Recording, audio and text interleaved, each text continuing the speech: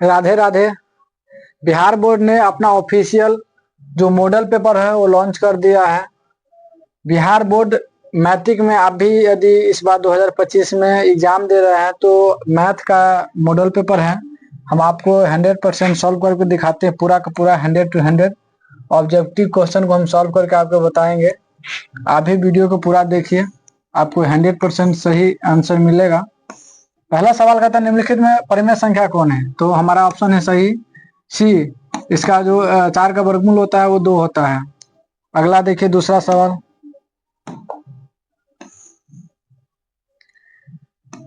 दूसरा सवाल है यदि m एक पूर्णांक संख्या है तो प्रत्येक विषम पूर्णांक का रूप होता है। तो आपको पता है जैसे एक कोई भी विषम संख्या उसका अगला जो होता है उसमें 2 से गुना करने पर 1 जोड़ने से होता है। तो डी ऑप्शन हमारा सही है।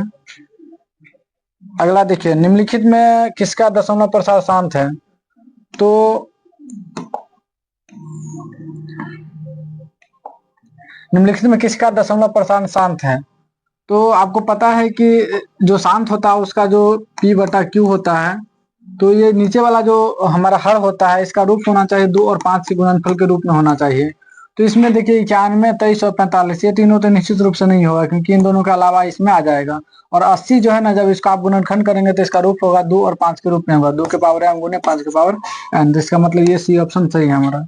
अगला कहता है 0.87 है और 60 के ऊपर डॉट है, इसका मतलब है कि ये बार बार आएगा तो इसको परिमेय संख्या के रूप में बदलना है। तो हम मान लेते हैं कि x बराबर 0.87 है और 7 जो है ना लगातार आ रहा है ऐसे करके डॉट डॉट। हम क्या करेंगे इसमें 100 से गुना कर देंगे तो ये हो जाएगा 100x और इधर हो जाएगा 87.77 हो जाएगा। और इसको क्या करेंगे फिर इधर ले आएंगे तो 100x घटे 87 बराबर हो जाएगा 0.77 डॉट डॉट। फिर इसमें क्या करेंगे 10 से गुना कर दीजिए तो ये हो जाएगा 1000x घटे 870, ये हो जाएगा 7.777 होगा। अब क्या करेंगे इसको फिर 1000x को रहने दीजिए और घटे 870 और ये 7 को इधर ले जाइए घटे 7 और इधर 0.77 बचेगा। ये वाला देखिए दोनों बराबर है तो इसके जगह पर हम ये वाला डाल देंगे, इसके जगह पे ये डाल सकते हैं। तो हो जाएगा 100x घटे 87। अब क्या करेंगे इसमें इसको इधर ले आएंगे घटेगा तो 1000 में से 100 घटेगा, तो 1000 में से 100 घटेगा तो हो जाएगा 900x। अब इधर घटाएंगे तो -877 हो जाएगा। फिर क्या करेंगे बराबर लिख दीजिए -87 क्योंकि इधर ही तो ले जाना है। अब 900 को रहने दीजिए, x को रहने दीजिए, -87 ये वाला को इधर ले जाइएगा तो 877 हो जाएगा प्लस में, x को रहने दीजिएगा। अब 77 क्या कीजिए घटा दीजिए, इसमें से 7 में से 7 गया तो 0 और 7 में से 8 नहीं घटेगा तो 17 हो जाएगा। 17 में से 8 गया तो 9 और उसके बाद ये बचेगा 7। अब इसको क्या करेंगे x को रहने देंगे, 9 जाएगा नीचे में, 9 से हम 900 को हम क्या करेंगे नीचे ले जाएंगे, 0 से 0 काट देंगे तो 79/90। कौन सा ऑप्शन है ये, सी ऑप्शन हमारा सही है।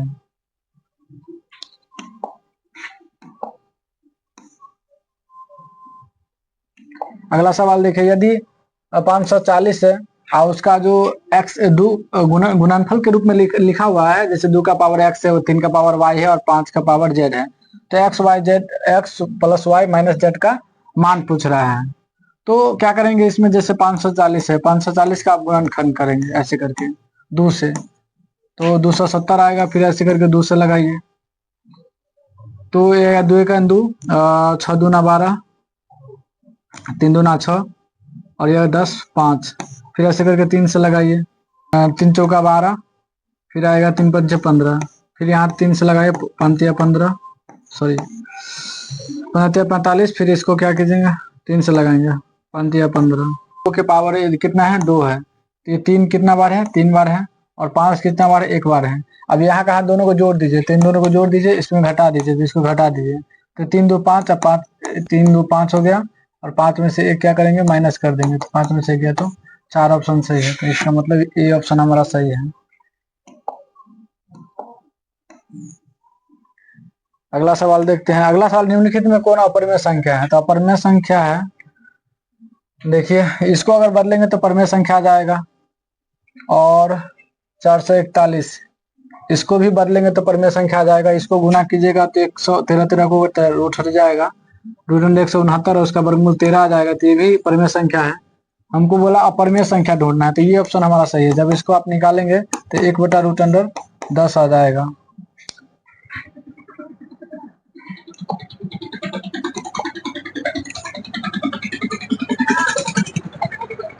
अगला सवाल देखिए, यदि m और n दो अभाज्य संख्या है तो उनका महत्तम होगा। जैसे मान लीजिए अभाज्य संख्या 2 है और 3 है, तो इसका हमको क्या करना है, महत्तम निकालना। महत्तम तो ये दोनों का जो महत्तम हो जाएगा ना वो 1 हो जाएगा। टाइम नहीं वेस्ट करेंगे।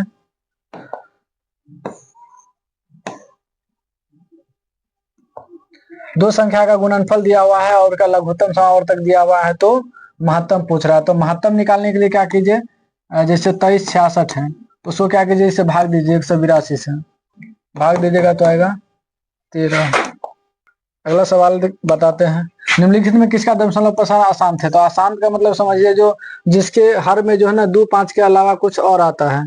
तो देखिए 40 है, 200 है, 160 है, ये निश्चित रूप से ये ऑप्शन हमारा सही है, क्योंकि 441 जो है ना उसमें 2 5 के अलावा भी कुछ और संख्या आएगा।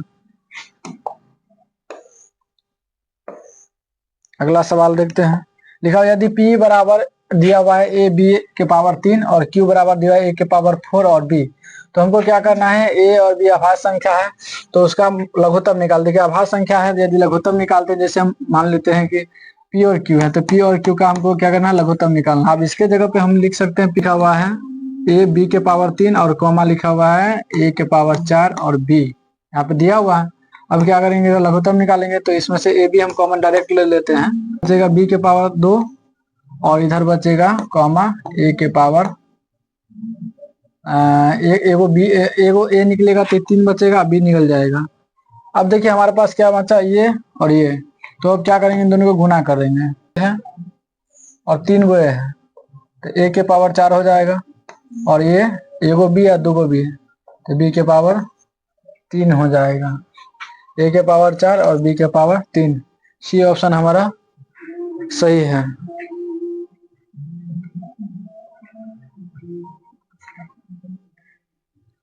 अगला सवाल देखिए,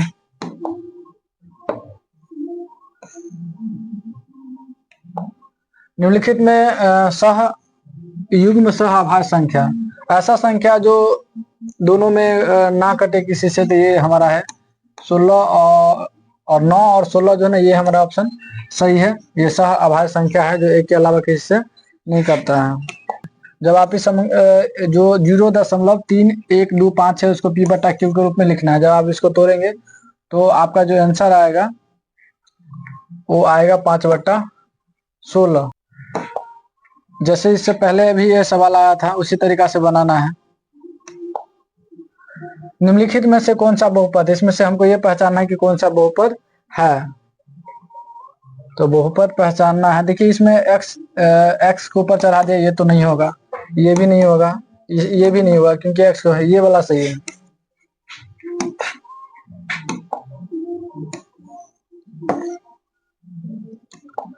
चौदह में बहुपद दिया हुआ, इसका घात पूछ रहा है, तो घात पूछ रहा है तो यदि इस बहुपद को पहले तोड़ना है, आप तोड़िएगा तो इसका जो जब गुना कीजिएगा तो सबसे हाईएस्ट जो होगा वो x का पावर 5 आएगा।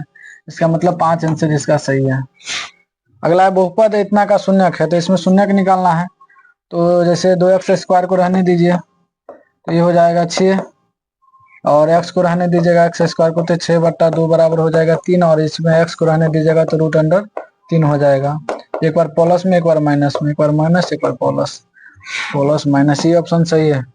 ये लिखा हुआ है बहुपद इतना का दिया हुआ है, तो p बराबर 2, p दिया हुआ है 2 का मान ज्ञात करना है। तो इसमें क्या करना है, 2 डाल देना है, 2 डालेंगे 2 का पावर 2, फिर 8 गुने 2।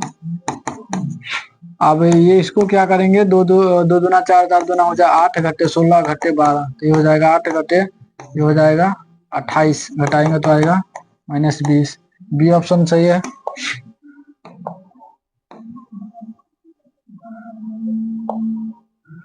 अब ये बहुपद दिया हुआ है, शून्य के एक दूसरे के व्युत्क्रम हो तो k का मान ज्ञात करना। देखिए व्युत्क्रम एक दूसरे का उल्टा होता है तो गुणनों जैसे उसका मूल होता है तो उसका गुणनफल का योग होता है c/a होता है और इसके बराबर में 1 होता है। तो हम c के जगह पे डाल सकते हैं -k और उसका बट्टा a के जगह पे 3 और बराबर में 1 है तो आप गुना करेंगे तो -k बराबर हो जाएगा 3, तो इसका मतलब k का मान हो जाएगा -3। डी ऑप्शन हमारा सही है, यही से बताते हैं। ये हमारा 2 शून्यक दिया हुआ है और बहुपद हमको बहुपद की संख्या पूछ रहा है। तो सबसे पहली बात ये हमारे शून्यक जो है ना 2 है, तो निश्चित रूप से ये जो बहुपद हमारा हो जाएगा वो द्विघात बहुपद होगा और द्विघात बहुपद का जो शून्यक होता है वो अनंत होता है। द्विघात बहुपद की संख्या अनंत होता है क्योंकि जब आप इसको बनाएंगे तो एक द्विघात बहुपद आएगा, फिर उसमें यदि आप द्विघात बहुपद में 2 से गुना कर देते हैं तो उसका आंसर अलग आएगा। द्विघात बहुपद के जैसे जैसे गुना करके चेंज करते जाइएगा वैसे वैसे मान इसका अलग अलग आएगा, तो इसका आंसर जो हो जाएगा आपको वो डी हो जाएगा। डी ऑप्शन सही है, अनगिनत आंसर होगा इसका। लिखा हुआ यदि बहुपद इतना 5x² 7x - 12 के शून्यक अल्फा और बीटा हो तो 5 अल्फा बीटा। देखिए इसमें 5 को रहने दीजिए और अल्फा प्लस बीटा बराबर होता है -b/a होता है और 5 को रहने दीजिए -b के जगह पे दीजिए -7 और उसका बट्टा a के जगह पे 5 दे दीजिए, काट दीजिए इससे तो आपके पास -7 आएगा। तो -7 ए ऑप्शन हमारा सही है।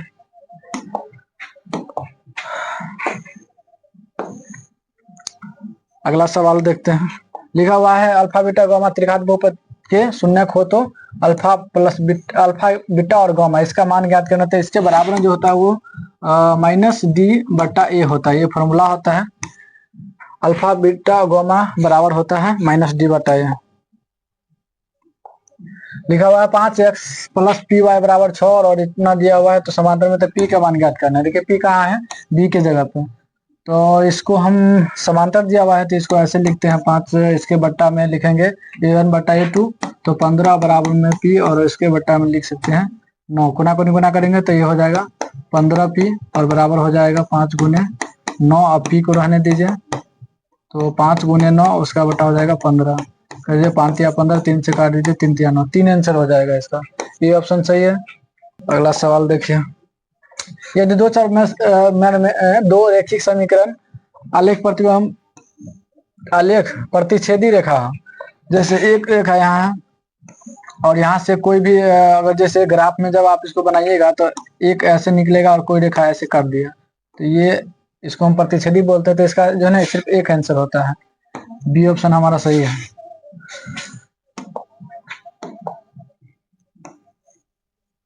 अगला सवाल 23 देखिए।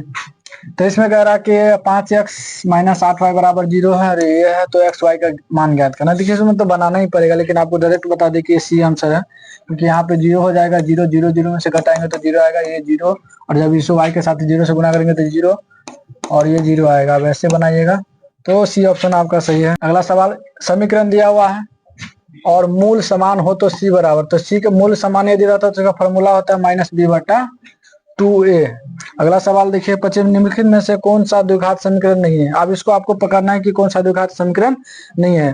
देखा तो 2x का होल स्क्वायर करेंगे √2x का होल स्क्वायर तो आएगा 2x² और इधर भी है 2x²। जब आप इसको इधर ले आते हैं खींच करके तो ये माइनस में जाएगा और 2x से 2x कट जाएगा तो इसका मतलब ये बहुपद नहीं है। सी ऑप्शन आपका सही है। यदि द्विघात समीकरण x² - 7x + 12 बराबर 0 का एक मूल 3 हो तो दूसरा मूल ज्ञात करना है। अब देखिए जब इस सवाल का बना ही देते हैं, x² - इसके जगह पर 4x घटे 3x लिख दीजिए और +12 हो जाएगा। अब इसमें से x निकाल लीजिए तो x - 4 हो जाएगा, -3 निकाल लीजिए तो x - 4 हो जाएगा। अब इसका मतलब हो जाएगा x - 4 1 बराबर में 0 हो गया, ये है x - 3 बराबर में 0 हो गया। तो इसका मतलब x का मान 1 4 आएगा, 1 3 आएगा, माने 4 और 3 इसका आंसर है। तो ये 3 तो दिया हुआ है, इसका मतलब 4 नहीं दिया है। बी ऑप्शन हमारा सही है। देखिए अगला सवाल है, यदि द्विघात समीकरण इतना का मूल p तथा q हो तो p + q का मान ज्ञात कर रहा है। अब देखिए इस सवाल में देखिए p + q का मान, तो p + q बराबर जो होता है वो -b/a होता है। तो माइनस और b के जगह पे दिया हुआ है p और q के जगह पे b/a होता है और 1 के जगह पर दिया हुआ 1 है। यदि आप p में 1 से भाग देते हैं तो -p आएगा, जबकि इस ऑप्शन में कहीं भी नहीं दिया हुआ है। इसका मतलब है कि कहीं ना कहीं तो गड़बड़ है। ये ऑप्शन होना चाहिए, यहाँ पे पी होना चाहिए, कहीं ना कहीं मिसप्रिंट है, चाहे जो भी रहे, यहाँ पे पी होना चाहिए।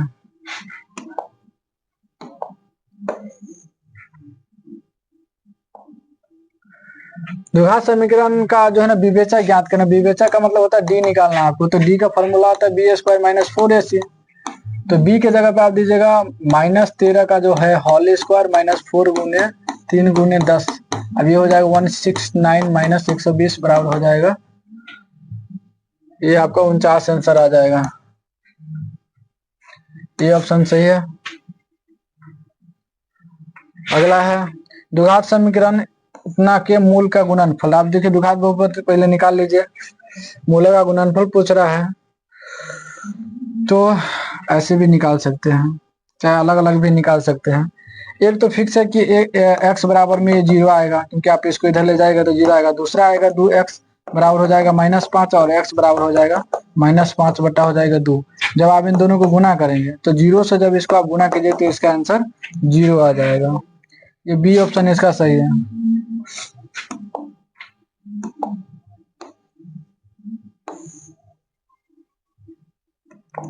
निम्नलिखित में कौन सा समांतर सेटी में है? समांतर सेटी पता करना है तो ये ऑप्शन सही है, क्योंकि ये इसके जगह पे लिख सकते हैं √7, इसके जगह पर √28 के जगह √28 है, फिर उसके बाद √63 है, फिर यहाँ पे 112 है।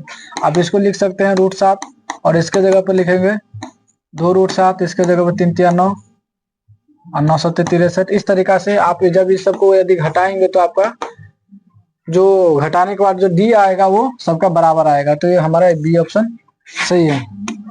समांतर सेटी दिया हुआ है, इसका कौन सा पद 0 है? तो जब आप इसको निकालेंगे तो 7 आंसर आएगा, आपको दिखा देते हैं। जैसे हम tn निकालते हैं ना, tn बराबर होता है a + n-1 इंटू डी होता है।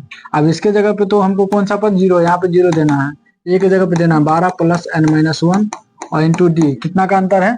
-2 का अंतर है। आप पहले आप 12 को इधर ले जाए तो ये आएगा -12, और उसके बाद ये जब प्लस हट जाएगा उसके बाद इसको ले आइए इधर तो -2। जब इसको भाग दीजिएगा तो ये 6 n-1 होगा। अब 6 को रहने दीजिए, एक इधर ले आइए तो आ जाएगा आपके पास 7। 7वां पद आंसर हो जाएगा। 32 में देखिए समांतर सेटी का जो है ना सर्वांतर ज्ञात करना है, इसका मतलब डी ज्ञात करना। आप देखिए इसमें कितना का अंतर है इन दोनों के बीच में, तो इन दोनों के बीच में कितना का अंतर है? 4 का अंतर है। 4 आंसर हमारा सही है।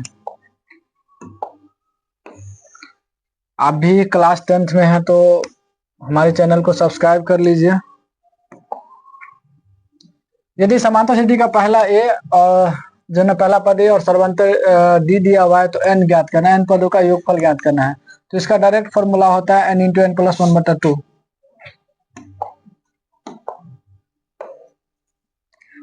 अगला सवाल देखिए। अगला सवाल समांतर सेटी का nवां पद दिया हुआ है यहाँ, तो 5वां पद ज्ञात करना है। तो यहाँ पे देखिए 3 - 4 गुने 5 के जगह पे यहाँ पे 5 देना है, n के जगह पे 5 देना है। तो 3 आ चुका हो गया 20, 20 में से 3 गया तो -17। ये ऑप्शन सही है। समांतर सेटी का सामान्य पद दिया हुआ है तो इसका सर्वांतर ज्ञात करना, सर्वांतर ज्ञात करना है ना। अब इसमें पहले पद निकालिए। जैसे 17 घटे हो गया 5 में, यहाँ पे 1 देंगे तो 5 आएगा, फिर 17 घटे 2 देंगे तो 10, फिर 17 घटे 3 देंगे तो 15। अब इसमें घटाएंगे तो 17 में से 5 गया तो 12 5 17, ये हो जाए 7, और इसको घटाएंगे तो 2। तो इसमें देखिए कितना का अंतर है सबके बीच में। जैसे 12 में से 5 घटाएंगे तो 7, फिर इसमें से 5 घटाएंगे तो 2, -5 का अंतर है। -5 का ये आंसर हमारा सही है। अगला देखिए। प्रथम n विषम प्रकृत संख्याओं का योगफल ज्ञात करना है। तो इसका फॉर्मूला जो होता है इसका जो है फॉर्मूला होता है प्रथम विषम प्रकृत संख्याओं का योगफल बराबर होता है n²। n² करने से उसका जो है ना योग आ जाता है।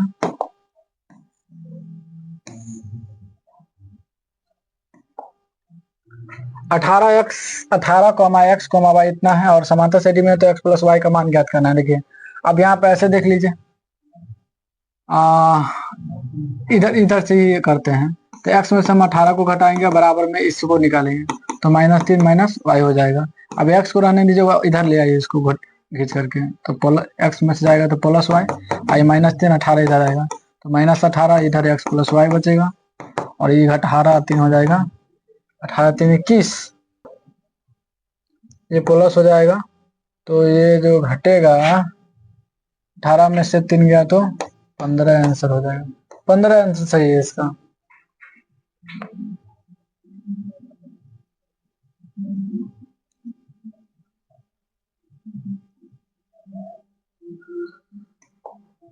चलिए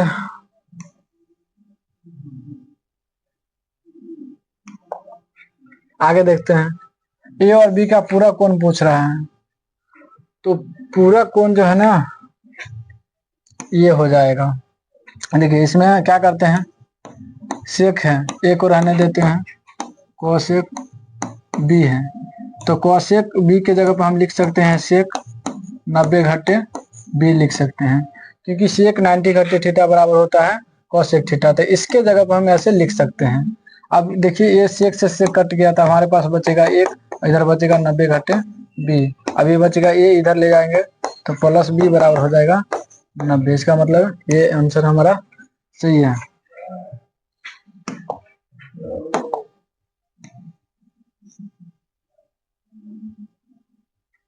उनचालीस यहीं पे बनाना पड़ेगा।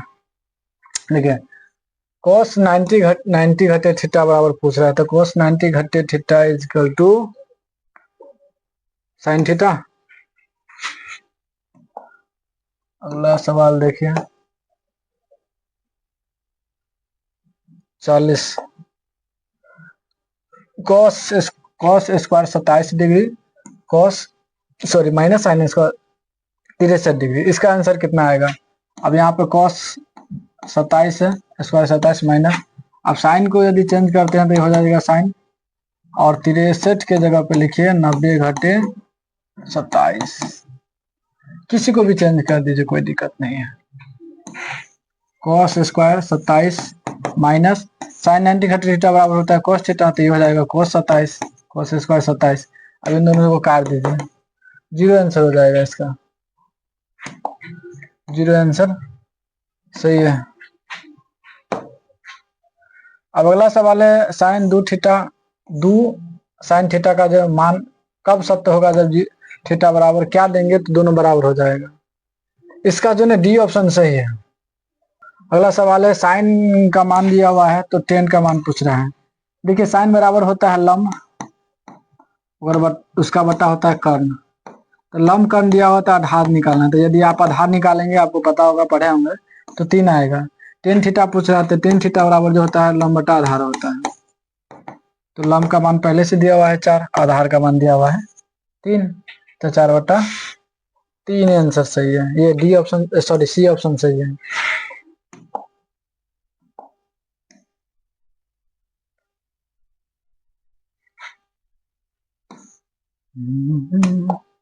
अगला देखिए 10 का मान दिया हुआ है, सेक स्क्वायर घटे 10 स्क्वायर थीटा का मान पूछ रहा है। सेक स्क्वायर थीटा घटे 10 स्क्वायर थीटा का मान तो 1 होता ही है, एक आंसर सही है इसका।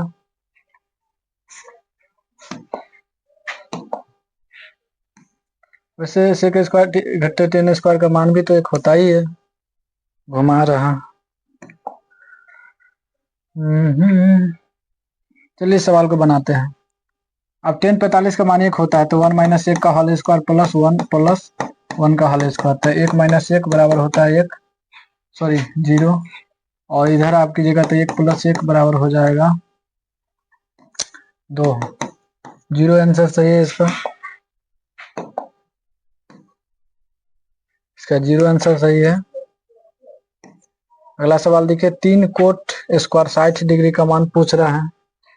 ये हो जाएगा 3 और गुणे कोट जो 60 होता है, जैसे 10 60 का मान तो √3, लेकिन कोट 60 का मान जो होता है 1/√3 होता है, और इसका आप ये स्क्वायर कीजिएगा तो 3 गुने हो जाएगा 1/3। अब 3 से 3 काट दीजिए तो आपका एक आंसर आ जाएगा।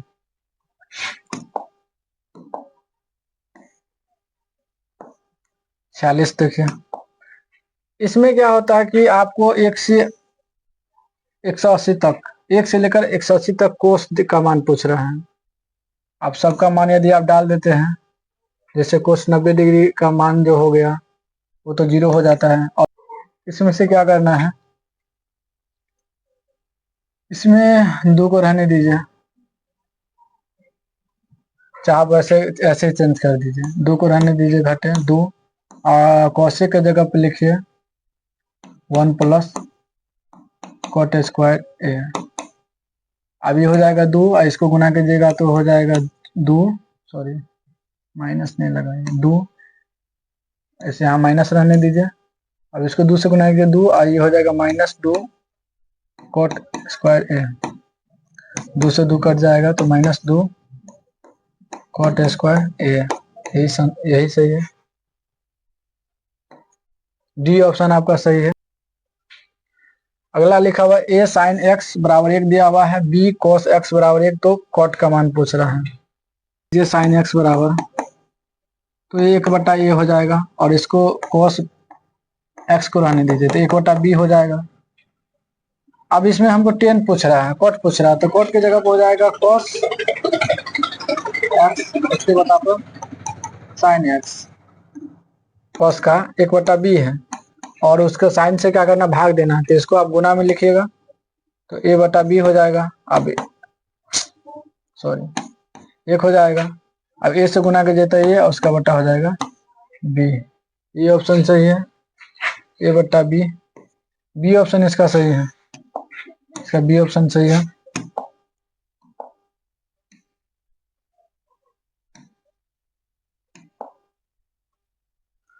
अगला सवाल देखते हैं, साइन 45 कॉस 45 -1 दिया हुआ है, तो sign square theta into cos square theta का मान 1 हो जाता है, -1 हो जाता है, 1 में से 1 आप घटाइएगा तो आएगा आपका 0। अगला सवाल 50वां सवाल है, -10 स्क्वायर ए और उसका बट्टा है 1/1 माइनस साइन स्क्वायर ए। आप इसको बनाते हैं, देखिए इसे, इसको रहने दीजिए -10 square A plus 1 minus sine square theta बराबर होता है कॉस स्क्वायर थीटा। आप यदि -10 को रहने दीजिए 10 स्क्वायर है, और 1/cos बराबर होता है सेक स्क्वायर है। अब सेक -10 जो बराबर होता है वो होता है 1 ऑप्शन आपका सही है। इसमें क्या करेंगे आप, कोनो एगो को चेंज कर दीजिए, जैसे कॉस को ही चेंज कीजिएगा तो ये हो जाएगा कॉस, इसके जगह पे लिखिए 90 घटे 15, आप इसको लिखेंगे तो साइन 15, इसको छोड़ दीजिए, माइनस इसका होल स्क्वायर है, इसके जगह पे लिखिएगा, फिर साइन को छोड़ दीजिए, साइन 15, और नीचे वाला को चेंज कर दीजिएगा, फिर लिखिएगा कोस 90 घटे 15, फिर इसका होल स्क्वायर है। अब इसको चेंज करेंगे तो ये हो जाएगा साइन 15 बटा में साइन 15। उसी तरीका से आप इसको चेंज कीजिए, इसका होल स्क्वायर है, फिर उसके जगह पे उसी तरीका से इसको भी कीजिएगा तो ये हो जाएगा साइन 15, और उसके जगह पे cos 15, सॉरी साइन 15, ये भी साइन 15 बदल जाएगा, cos 90 घटे के बाद साइन थीटा, इसका होल स्क्वायर, ये पूरा से पूरा कट जाएगा, 0 आंसर होगा इसका, ठीक है।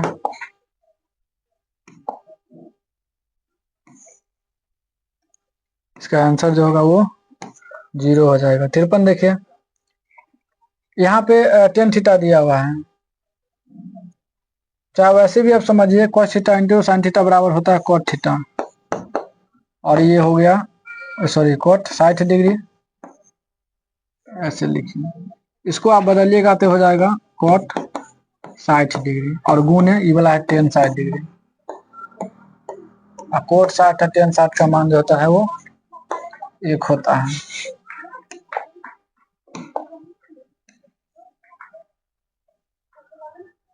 अगला सवाल देखिए, ये सवाल थोड़ा सा टेढ़ा है लेकिन कुछ नहीं है, चलिए सवाल को बनाकर दिखाते हैं। अब इसमें क्या कीजिए, इसको रहने दीजिए, जैसे कोसेक स्क्वायर थीटा को रहने दीजिए, y को इधर रहने दीजिए, इसको इधर ले जाइए तो प्लस कॉट, ये कॉट थीटा हो गया। अब इसको रहने दीजिए, इसमें होल स्क्वायर लगाकर इसको भी स्क्वायर कर दीजिए, तो यहाँ स्क्वायर किए यहाँ भी स्क्वायर हो जाएगा। अब ये हो जाएगा कोसेक स्क्वायर थीटा, इसको कीजिएगा तो y square plus cot square theta और plus 2 cot theta into y हो जाएगा।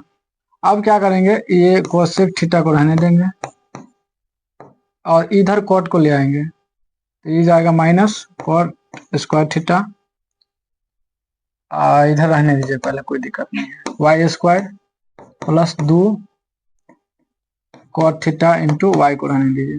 अब जब इसको cosec square theta minus cot square theta बराबर होता है 1, अब इसको इधर ले आए तो घटे वाई स्क्वायर, इधर बचेगा 2 कॉट थीटा इंटू वाई हो जाएगा।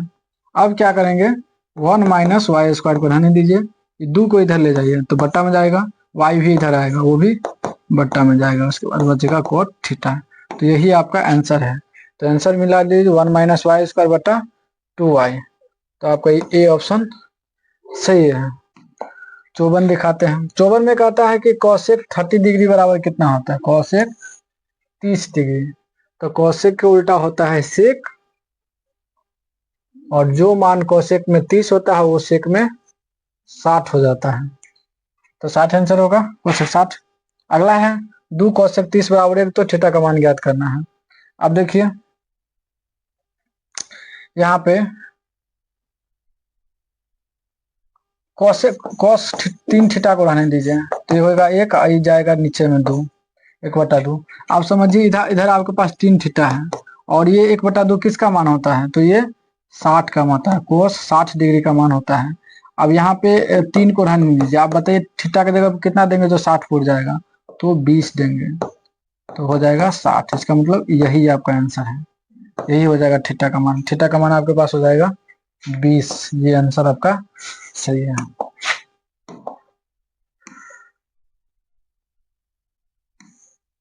अगला सवाल, यदि साइन बी बराबर ए बट्टा बी दिया हुआ है तो कोस बी का मान आपको बताना है। अब ऐसे देखिए, कोस बी बराबर होता है √1 माइनस साइन स्क्वायर थीटा होता है। ऐसे बी है लेकिन थीटा लिखा गया, रहने दीजिए, कोई दिक्कत नहीं है। अब यहाँ पर √1 माइनस बी साइन की जगह पे आप लिख सकते हैं ये वाला ए बटा बी। अब इसमें होल स्क्वायर इसमें भी लगा दीजिए। अब इसको निकालिएगा तो 1 कुछ नहीं तो बटा 1 आने दीजिए, ये हो जाएगा ए स्क्वायर और ये हो जाएगा बी स्क्वायर, बटा का जोड़ कर दीजिएगा। तो इसमें कीजिएगा तो हो जाएगा बी स्क्वायर, इधर मत बनाइए, नीचे जाने दीजिए, ये हो जाएगा बी स्क्वायर, ये उधर हो जाएगा बी स्क्वायर माइनस ए स्क्वायर। अब देखिए इसका वर्गमूल तो निकलेगा नहीं, तो इसको ऊपर में छोड़ दीजिए, बी स्क्वायर माइनस ए स्क्वायर, और इसका वर्गमूल तो निकलेगा, अब ये बी बाहर में निकाल लीजिए। अब देख लीजिए आपका ऑप्शन कहाँ है, तो आपका ऑप्शन ए सही है, ए ऑप्शन आपका सही है।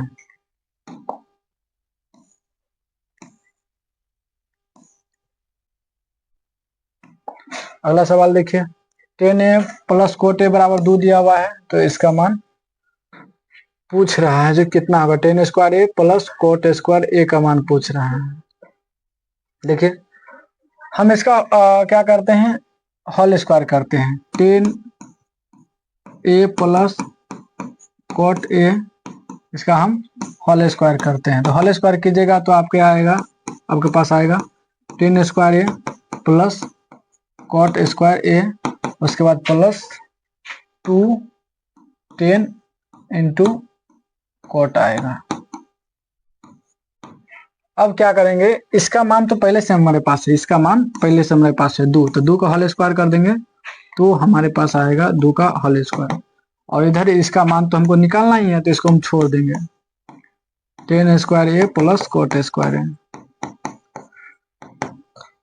और ये देखिए यहाँ पे 2 दिया हुआ है, tan इंटू कोट थीटा का मान होता है 1।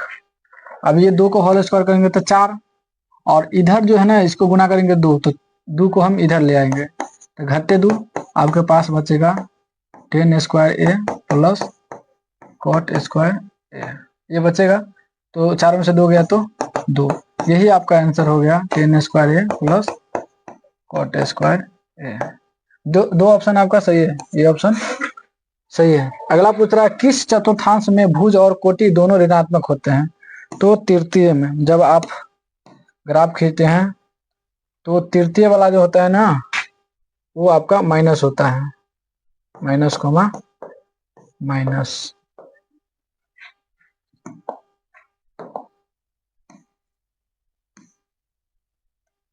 अगला सवाल, बिंदुओं इतना 8,0 और -6,2 के बीच की दूरी ज्ञात करना है।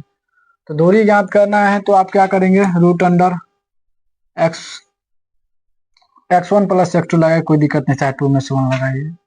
जब आप इसको क्या करेंगे, घटाएंगे, तो घटाएंगे तो यहाँ पे -6 और ये हो जाएगा 0 -2 का होल स्क्वायर, 8 घटे 6, सॉरी ये जुट जाएगा होल स्क्वायर और प्लस ये हो जाएगा -2 का होल स्क्वायर। इसको करेंगे तो 14 का होल स्क्वायर हो जाएगा, ये करेंगे तो 2 दूना 4, तो 196 प्लस 4 हो जाएगा। अब इसको यदि आप जोड़ेंगे तो आएगा आपके पास 200 और 200 का वर्गमूल होता है 10√2। तो आपका बी ऑप्शन सही है, बी ऑप्शन सही है 10√2।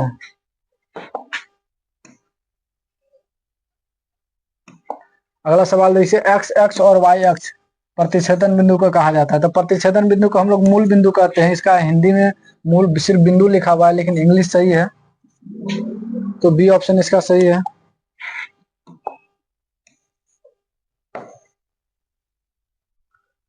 अगला सवाल देखिए, बिंदु दिया हुआ है P बराबर 4,-5 और Q बराबर दिया हुआ है 8,7।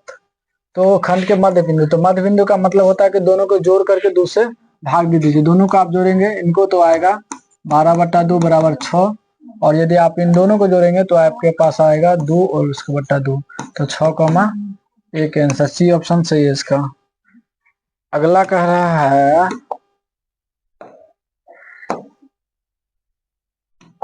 अगला सवाल कर रहा है मूल बिंदु से जो है ना आर की दूरी पूछ रहा है। तो मूल बिंदु से दूरी है, आर का मान दिया हुआ है, तो इसका फॉर्मूला लगाइए आप, root under x² plus y²। अब इसमें देखिए -x का होल स्क्वायर है और प्लस इसके जगह y है, उतना ही आएगा, x² प्लस y² ही आएगा। ये बी ऑप्शन ही इसका सही है। अगला कर रहा है, जो ये 3 बिंदु दिया हुआ है और संरेख है, संरेख है इसका मतलब हो जाता है इसमें त्रिभुज का क्षेत्रफल 0 है। तो ए का मान पूछ रहा है कि ए का मान कितना होगा। चलिए इस सवाल को बनाते हैं, लिखते हैं त्रिभुज का क्षेत्रफल। त्रिभुज का क्षेत्रफल बराबर होता है 1/2 इंटू x1, तो 1 दे देंगे, y2 घटे y3, तो इसमें से इसको घटाएंगे तो 6 में से घटाएंगे -2 को, हम डायरेक्ट यहाँ पे प्लस ही लिख देते हैं, तो 6 + 2 लिख देते हैं। फिर इसमें होगा x2, तो x2 की जगह पे लिखेंगे -5 प्लस x2 होता है। उसके बाद होता है 2 में से आप क्या करेंगे, इसको घटाएंगे, तो -2 में से क्या करेंगे, -2 को घटाएंगे, फिर प्लस x3 होता है, तो x3 की जगह पे हमको हमारे पास है a। फिर अब इसमें से x2 घटे x2, सॉरी x1 घटे x2, तो 2 घटे हो जाएगा 6, बंद कर दीजिए। अब इसका मान तो 0 होता है क्षेत्रफल, क्योंकि संरेख में तो होता नहीं है। अब 1/2, अब इसको तोड़ेंगे तो हो जाएगा 8, इसको गुना कीजिए तो 5, ये हो जाएगा -4, और 5 से गुना कीजिएगा तो 20 हो जाएगा, +20, और ये हो जाएगा -4a। अब इसको जब इधर गुना कीजिए तो 0 आएगा, इधर हो जाएगा 20, 8 हो जाएगा 28 घटे 4a। आप यहाँ पे 4a को रहने दीजिएगा तो हो जाएगा 28, अब a को रहने दीजिए तो 28, उसका बटा हो जाएगा 4, तो हो जाएगा 7 आंसर। 7 आंसर सही है इसका।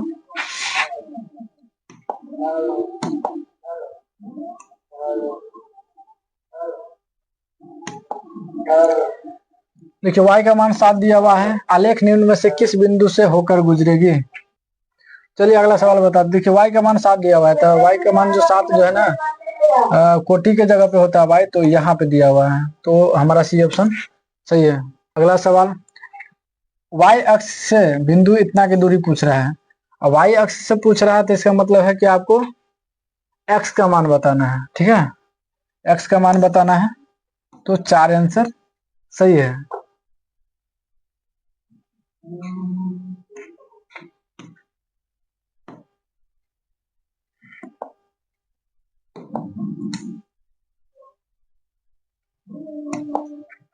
अगला सवाल देखिए, ए बिंदु दिया हुआ है, बी दिया हुआ है, दोनों का जो है ना अनुपात दिया हुआ है। जैसे मान लीजिए एक रेखा है, यहाँ पे ए दिया हुआ है, ए कोमा बी, और ये बी दिया हुआ है सी कोमा डी, और इसका अनुपात दिया हुआ है लेमडा अनुपात 1 दिया हुआ है।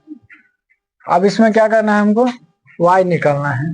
तो y बराबर जो होता है वो फार्मूला होता है m1x2 प्लस m2 दे दीजिए, कोई दिक्कत नहीं है, x1 बटा m1 प्लस m2। अब सॉरी, इसमें y होगा सभी जगह।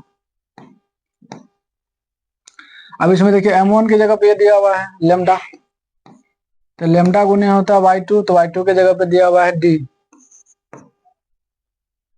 और प्लस m1 2 के जगह पे दिया हुआ है a का गुने y1 के जगह पे दिया हुआ है b, और उसका बटा होता है m1 प्लस m2, तो लेमडा प्लस 1। जब इसका फाइनल आंसर हो जाएगा ना लेमडा d और प्लस b, उसका बटा होगा लेमडा प्लस 1, यानी ये ऑप्शन आपका सही है, ये ऑप्शन आपका सही है।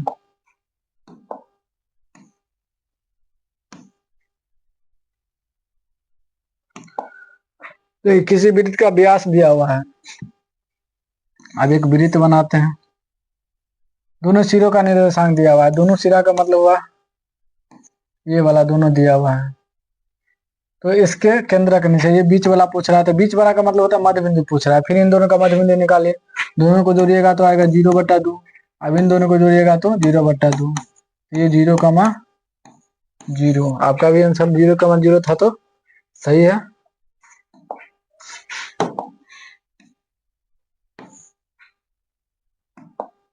एक त्रिभुज के केंद्रक दिया हुआ है और 2 शीर्ष दिया हुआ है, तो तीसरा शीर्ष पूछ रहा है। तो आप केंद्रक का फॉर्मूला आप जानते हैं कि केंद्रक बराबर जो होता है, इसमें एक भी निकालेंगे तो काम चल जाएगा। जैसे केंद्रक निकालना है, तीसरा है तो x, y ही अगर मान लेते हैं, तो मान लीजिए हमको केंद्रक निकालना है, तो केंद्रक बराबर होता है कि तीनों को जोड़ दीजिए, तो 3 को 5 को और जैसे इसमें x है तो इसको जोड़ दीजिए, और उसमें क्या कीजिए 3 से भाग दे दीजिए, क्योंकि 3 भुजा होता है, 3 से भाग दे दीजिए। केंद्रक का मान पहले से पता है 4 इसमें, अब 5 3 हो गया 8 प्लस हो गया x, उसका बटा होगा 3, इसे गुना कीजिएगा तो 12, 8 प्लस x, अब इसमें से 12 में से 8 को घटा दीजिए तो x, तो इसका आंसर हो जाएगा 4। तो इसका मतलब x में 4 कहाँ है, ये ऑप्शन आपका सही है, बी ऑप्शन सही है आपका, बी होगा 4,2 आंसर हो जाएगा इसका।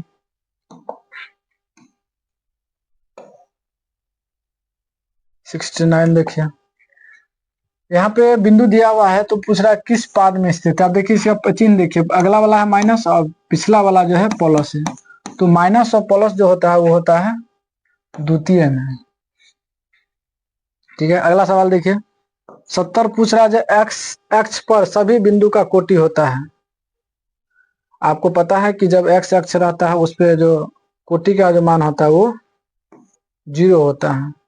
अगला सवाल देखिए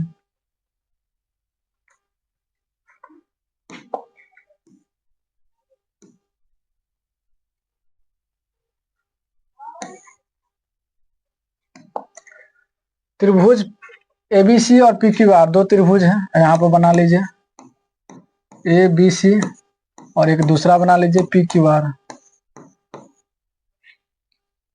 अब देखिए इसमें मान दिया हुआ है, ए का मान 42 है और क्यू का मान, इसका मान है 84, तो सी का मान पूछ रहा है इसका। अब देखिए ये 42 है, ये 84 है, तो ये 84 है, तो यहाँ पर भी 84 होगा क्योंकि दोनों समरूप है, और सी पूछ रहा है, तो आपको पता है तीनों मिलाकर 180 होता है, तो दोनों को जोड़ करके दोनों को जोड़ दीजिए और 180 में से घटा दीजिए, तो 8 4 12 और ये 126 हो जाएगा। जब आप घटाएंगे 26 में 4 जोड़ेंगे तो 30 आएगा, तो ये हो जाएगा 50 और 4 54 डिग्री आपका आंसर है, ये बी ऑप्शन आपका सही है। अगला है त्रिभुज पी क्यू आर में, यहाँ पे ये दिया हुआ है, तो क्यू का मान पूछ रहा है।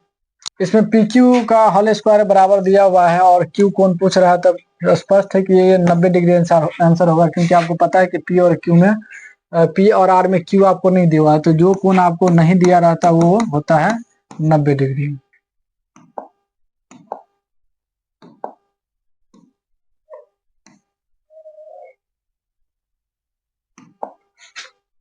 अगला है, यदि त्रिभुज एबीसी एक समबाहु त्रिभुज है, जैसे ए बी लंब है, बीसी तो एडी स्क्वायर बराबर। अब देखिए एक त्रिभुज हम बनाते हैं और यहाँ से एक लंब डालते हैं, जैसे ए बी सी है, एक एडी लंब है, जैसे यहाँ पे ए है तो डी लंब है। अब इसमें पूछ रहा है एडी बराबर कितना होगा, तो देखिए यहाँ पे समबाहु पूछ रहा है, तो इसका मतलब ये जो भुजा होगा इसका दुगना होगा, तो ये जितना भी है इसका दुगना होगा। यदि हम इसको x मानते हैं तो यहाँ पे 2x होगा, दुगना होगा। हमको एडी पूछ रहा है, तो एडी का होल स्क्वायर, एडी क्या है हमारा लंब है, तो लंब बराबर होता है कर्ण स्क्वायर, तो AC स्क्वायर घटे CD स्क्वायर।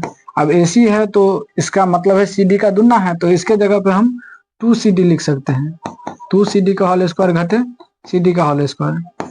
जब इसको होल स्क्वायर करेंगे तो यह है आपके पास होगा 4CD स्क्वायर और घटे CD स्क्वायर, तो 4 में से गया तो 3CD स्क्वायर। आप देखिए ऑप्शन कहाँ है, डी ऑप्शन आपका सही है।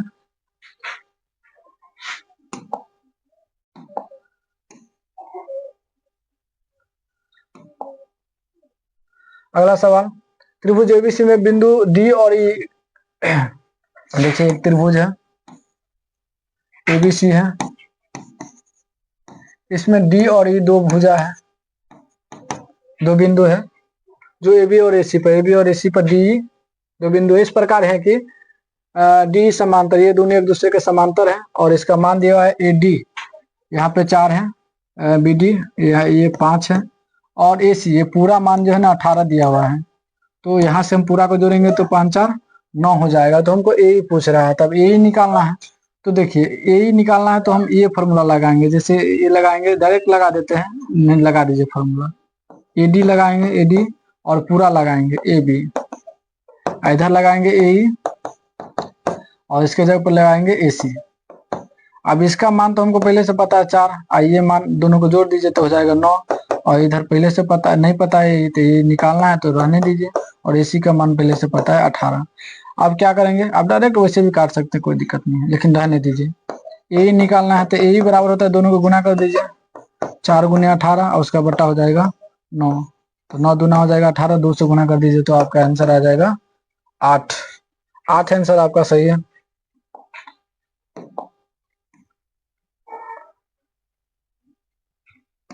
अगला देखें, समद्विबाहु समकोण त्रिभुज में प्रत्येक न्यून कोण की माप होती है। देखिए एक त्रिभुज है जो समद्विबाहु भी है और समकोण भी है, तो इसमें तो फिक्स है कि ये 90 डिग्री है। अब ये दोनों बचा तो ये दोनों भुजा जो है बोला बराबर है, क्योंकि समद्विबाहु है तो ये कोण भी जो है ना दोनों बराबर होगा, तो ये 90 है तो ये दोनों मिलाकर 90 है। अब आधा आधा बांध दीजिए तो 45 आएगा, ये भी 45 आएगा, तो 45 45 आपका आंसर हो जाएगा। अगला है, दो समरूप त्रिभुजों की संगत ऊंचाई दिया हुआ है 7 सेंटीमीटर और 10 सेंटीमीटर, तो इसका जो है ना क्षेत्रफल पूछ रहा था, जैसे ही क्षेत्रफल पूछ रहा था इसका स्क्वायर कर दीजिए, तो 7 7 49 और इसको कीजिएगा तो 100, तो यही दोनों आपका आंसर हो जाएगा। ए ऑप्शन आपका सही है।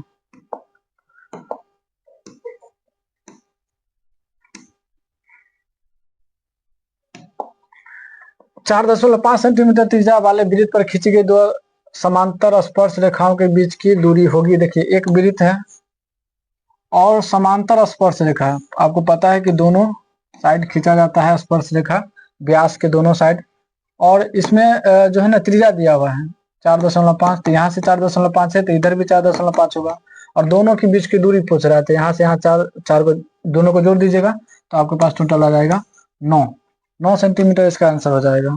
अगला पूछ रहा है, किसी बाह्य बिंदु से वृत्त पर कितनी स्पर्श रेखा खींची जा सकते हैं।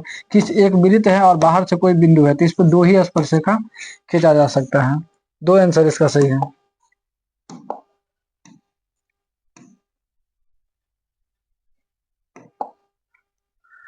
यदि ओ केंद्र वाले वृत्त पर पी और पीबी 2 स्पर्श रेखा इस प्रकार है कि, देखिए पहले आप एक वृत्त बना लीजिए, एक बाह्य बिंदु है, 2 स्पर्श रेखा है, यहाँ पे बाहर में है P, तो यहाँ पे A होगा, यहाँ पे B होगा, तो A और B। अब यहाँ पे दूसरा O केंद्र है, यहाँ से O केंद्र है, मिला दीजिए। PAB दो स्पर्शरेखा इस प्रकार है कि APB, यहाँ पे A लिखा हुआ है, P लिखा हुआ, B हुआ है, E वाला कोण दिया हुआ है 50। तो आपके पास पूछ रहा है, आपको से पूछ रहा है AOB, तो A यहाँ है, O यहाँ है, B है, मानी ये कोण। तो आपको पता है कि आमने सामने मिलाकर 180 होता है, तो ये 50 है, तो ये हो जाएगा 130, ये हो जाएगा 130 डिग्री, क्योंकि आमने सामने मिला करके ये आमने सामने मिलाकर 180 होता है। जल्दी जल्दी बनाना है कि वीडियो लंबा हो जाएगा। आप भी बिहार बोर्ड से हैं तो आप अपने दोस्तों को भेजिए, खुद ही चैनल को सब्सक्राइब कीजिए, क्योंकि इस बार अधिक से अधिक नंबर उठाइए।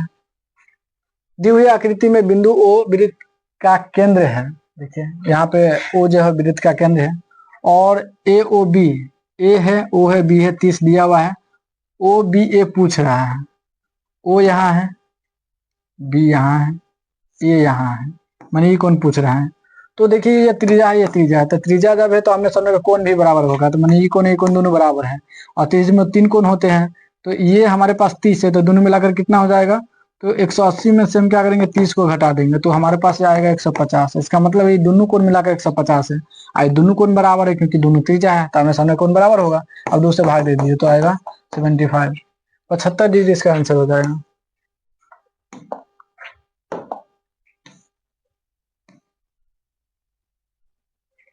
अगला सवाल देखिए, 8 सेंटीमीटर त्रिज्या वाले वृत्त के केंद्र से 17 सेंटीमीटर दूर स्थित एक बिंदु से वृत्त पर खींची गई स्पर्शरेखा की लंबाई ज्ञात करना है। एक वृत्त है, 8 सेंटीमीटर का त्रिज्या है, वृत्त के केंद्र से 17 सेंटीमीटर की दूरी पर एक बिंदु है, वहां से आपको स्पर्शरेखा खींचा जाता है। तो बताइए कि स्पर्शरेखा की लंबाई कितनी है। अब यहाँ से ये 8 सेंटीमीटर दिया हुआ है, 17 ये है, तो हमको पूछ रहा है स्पर्शरेखा की लंबाई। तो आपको पता है कि स्पर्शरेखा हमेशा लंब मान सकते हैं उसको, तो स्पर्श रेखा के बराबर जो होता है वो आप निकालेगा, तो 17 का होल स्क्वायर घटे 8 का होल स्क्वायर निकालिएगा, तो आपके पास आएगा 15। 15 आंसर आपका पास आएगा, 15 आंसर इसका सही है।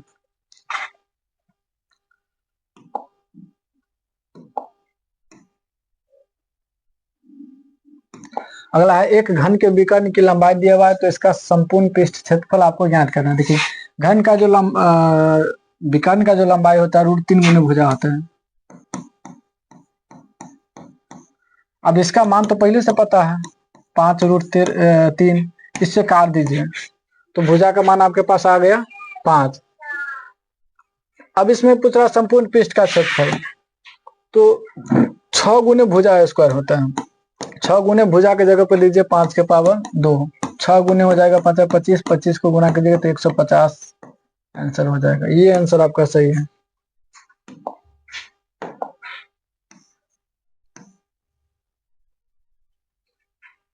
अगला देखिए, यदि एक बेलन और एक शंकु त्रिज्या और ऊंचाई समान हो तो उसका आयतन का अनुपात।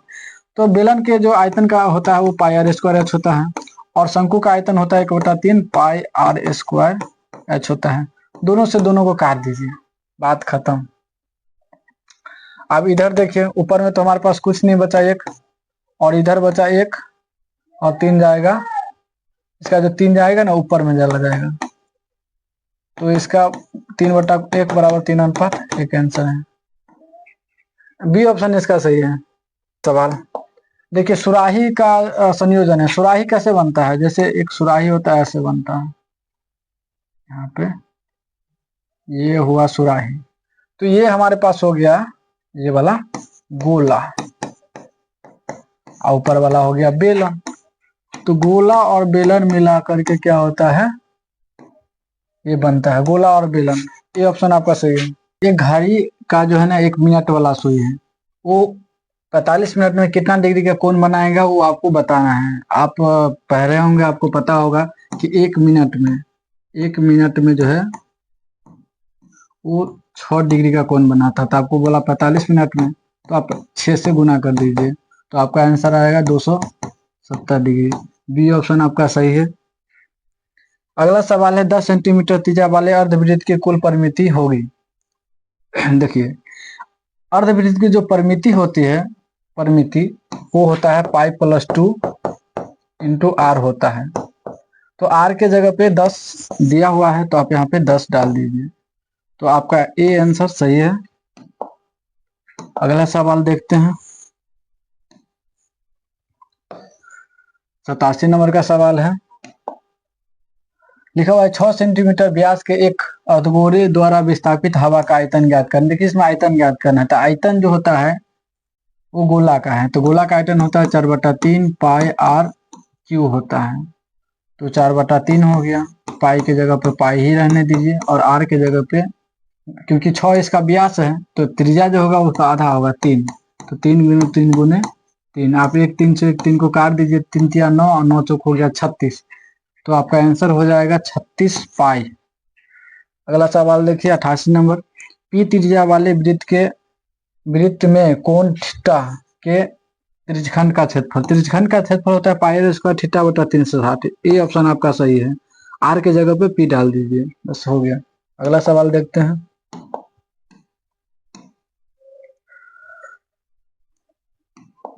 अगला सवाल है, यदि किसी अर्धगोले का संपूर्ण पृष्ठ क्षेत्रफल दिया हुआ है तो उसकी त्रिज्या ज्ञात करना है। तो देखिए इसका संपूर्ण पृष्ठ क्षेत्रफल जो होता है 3 पाई आर स्क्वायर होता है, तो इसका मान पहले से दिया हुआ है 462। तो इसमें आप 3 से काट दीजिए, 3 से इसको अगर काट दीजिएगा तो आएगा 3 एकान 3, और उसके बाद 5 या 15, फिर हो गया 12, 3 चौका 12, 154 आएगा। और यदि आप आर निकालिएगा तो आपके पास आएगा 7, तो 7 इसका आंसर हो जाएगा त्रिज्या। 90 नंबर का सवाल देखिए। समबाहु त्रिभुज का क्षेत्रफल दिया हुआ है तो भुजा ज्ञात करना है। तो क्षेत्रफल बराबर होता है √3/4 गुने भुजा स्क्वायर, इसका मान है 81 √3। √3 से √3 को काट दीजिए, उसके बाद बचेगा भुजा, तो भुजा बराबर बनेगा √81 गुने 4। यदि आप गुना कीजिएगा तो 4 और 4 का 4, 8 चौक हो गया 32, 324 है इसका जो मान आता है वो 18, यानी भुजा का मान आ गया 18। तो आपका डी ऑप्शन सही है। अगला सवाल 91। 3 पासे को उछाल में संभव परिणामों की संख्या। यदि 3 पासा को यदि एक साथ उछालते हैं तो एक बार में 6, दूसरा बार में 6, फिर तीसरा बार में 6, सबको गुना कर दीजिएगा तो आएगा 216। ये ऑप्शन आपका सही है। अगला सवाल 92। यदि कोई घटना घटित नहीं हो सकती है तो उसकी परिकता होगी। कोई भी घटना अगर नहीं होता तो उसका परिकता जो होता है वो 0 होता है, माने ये ऑप्शन आपका सही है। अगला सवाल। एक पासा एक बार फेंका जाता है तो अभाज्य संख्या आने की परिकता। एक पासा में अभाज्य संख्या होता है 2, 3 और 5 होता है। टोटल संख्या हमारे पास 3, और इससे कुल परिणामों की संख्या होता है 6। आप भाग दीजिएगा तो 1/2 आंसर हो जाएगा, यानी बी ऑप्शन आपका सही है। अगला देखिए। अगला सवाल कहता है, अच्छी प्रकार से फेंटी गई एक ताश की गड्डी में से एक पत्ता या दीर्घिका निकाला जाता है तो इसके काला रंग का रानी होने की परिकता क्या होगा, ये पूछ रहा है। तो देखिए एक ताश में जो होता है ना 4 जो है ना रानियां होती है, उसमें से 2 काला रंग का होता है, 2 लाल रंग का होता है। तो काला रंग, ये दोनों काला रंग का होता है। तो टोटल जो है ना इसकी संख्या है 2, और टोटल जो पत्ता होता है कुल संभावना जो होता है उसमें वो होता है 52। अब 52 से भाग दे दीजिए, 2 1 2, 26 दूना 52, मैंने 1/26 आंसर है। बी ऑप्शन इसका सही है। चलिए अगला सवाल देखते हैं। 95। 2 सिक्कों की उछाल में एक भी शीर्ष नहीं आने की परिकता। देखिए यदि 2 सिक्कों को आप उछालते हैं तो हेड हेड आएगा, या तो हेड टेल आएगा, और नहीं तो टेल हेड आएगा, वो भी नहीं आएगा तो टेल टेल आएगा। तो इसमें पूछा शीर्ष नहीं आना है, तो शीर्ष नहीं किसमें नहीं आ रहा है इसमें, इसका मतलब 1 हो, और टोटल परिणाम कितना है 4, 1/4 आंसर है। डी ऑप्शन आपका सही है। चलिए 96 नंबर सवाल को आपको बताते हैं। इसमें पूछ रहा है बहुलक पूछ रहा है, तो बहुलक का मतलब होता है जो सबसे ज्यादा बार आया है। तो 23 देखिए एक बार यहाँ आया है, एक बार यहाँ और एक बार यहाँ, मानी टोटल 3 बार आया है। तो सबसे ज्यादा 23 ही है इसमें, 23 ही आंसर होगा शायद। हाँ वही है। अगला देखिए 97। यदि 5 आंकड़ा दिया हुआ है, ऊपर कर देते हैं थोड़ा ठीक रहेगा, ऊपर करके बनाते हैं। 5 आंकड़ा दिया हुआ है और माध्य दिया हुआ है, तो एक्स का मान पूछ रहे हैं, तो हम क्या करेंगे, सबको जोड़ देंगे। एगो एक्स, 2 एक्स, 3 एक्स, 4 एक्स, एगो यहाँ 5 एक्स, यहाँ हो गया 5 एक्स। संख्या को जोड़ देते हैं, ये हो गया 3 और 3 6 और 4 10, 10 और उसका बट्टा हो गया 5, क्योंकि 5 संख्या है। माध्य पहले से दिया हुआ है 14, कुछ नहीं तो बट्टा 1 है, कोना कोनी गुना करेंगे तो 5 एक्स प्लस 10 और बराबर में हो गया 14 पंचे 70, और 5 एक्स को रहने देंगे तो 70 घटे 10, तो 5 एक्स बराबर हो गया 60, एक्स को रहने देंगे तो 60 और उसका बटा हो गया 5, इसका आंसर आ जाएगा 12। 12 आंसर सही है। कहाँ गया 12? सी। अगला सवाल,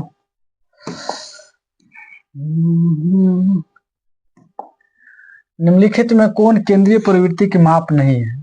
तो देखिए, जब हम केंद्रीय प्रवृत्ति पढ़ते हैं तो उसमें माध्य के बारे में पढ़ते हैं, माध्यिका और बहुलक के बारे में पढ़ते हैं, लेकिन परिसर नहीं होता है, तो ये ऑप्शन सही है। केंद्रीय प्रवृत्ति के अंतर्गत परिसर नहीं आता है। अगला सवाल और लास्ट है, अंत वाला तो सब वाला, ये 2 सवाल है। 8 प्रथम 8 आभाज्य संख्याओं का माध्य पूछ रहा है। 8 प्रथम संख्या जैसे 2 हो गया, 3, 5, 7, 11, 13, उसके बाद हो गया 17, कितना हुआ, 1 2 3 4, उसके बाद 19 भी होगा, और ये 4, 8 हो गया। अब इसमें क्या करना है, माध्यिका ज्ञात करना है, तो दोनों को जोड़ दीजिए, 2 से भाग दीजिए, तो 7 प्लस 11 बट्टा 2, तो ये 18 बट्टा 2 बराबर 9 आंसर इसका सही है। लास्ट सवाल देखिए, पूछा निम्नलिखित वितरण के लिए जो है ना उच्च सीमा ज्ञात करना है, किसका, बहुलक वर्ग का। तो बहुलक वर्ग पहले कौन होता है? बहुलक वर्ग वो होता है जो जिसकी बारंबारता सबसे ज्यादा है, तो इसमें सबसे ज्यादा बारंबारता ये है, और इसका जो बहुलक वर्ग है ये है। इसमें 2 मान है, एक 20 है, एक 30 है, तो इसको हम निम्न सीमा कहते हैं, इसको उच्च सीमा कहते हैं। तो इसमें क्या पूछ रहा है, उच्च सीमा, तो हमारा आंसर हो जाएगा 30। 30 जो है ना उच्च सीमा है। आपको बता दें कि आप भी इस बार बिहार बोर्ड का एग्जाम दे रहे हैं, तो हमारे YouTube चैनल को ज्वाइन कर लीजिए, भाई जी ऑनलाइन क्लासेस को, फेसबुक पर है तो फॉलो कर लीजिए। आप भी एग्जाम दे रहे हैं, तो अगर आप ऑफलाइन भी पढ़ना चाहते हैं तो 9th और 10th के बच्चे आकर के ऑफलाइन पढ़ सकते हैं। बाद बाकी आप वीडियो से पढ़िए, हम आपके लिए अच्छे अच्छे वीडियो लेकर आएंगे, सारे मॉडल पेपर को सॉल्व करके आपको देंगे, अच्छे अच्छे क्वेश्चन जब देंगे आप पढ़ के जाइए, आपको अच्छा से अच्छा नंबर उठेगा। जो मैंने जो बताया वो 100% सही है, कहीं भी आप मिला सकते हैं। आप देखिए, ये जरूरी नहीं है कि आप कितना पढ़ते हैं, आप ये जरूरी है कि आप जो भी पढ़ते हैं आप सही सही पढ़िए, अच्छे से पढ़िए। आपको यदि कहीं भी लगता है तो आप कमेंट कीजिए, कुछ अगर राय देना चाहते हैं तो कमेंट कर सकते हैं। अपने दोस्तों के पास शेयर करिए जो इस बार एग्जाम दे रहे हैं, क्योंकि आपको एक वीडियो शेयर करने से आपके दोस्त का भी भला हो सकता है। तो आप लोग एग्जाम दे रहे हैं तो आप हमसे जुड़े रहिए। जुड़ने के लिए नीचे दिए गए लिंक पर क्लिक कीजिए, आपको अदर सोशल साइट मिलेगा, सब पर आप जुड़ जाइए।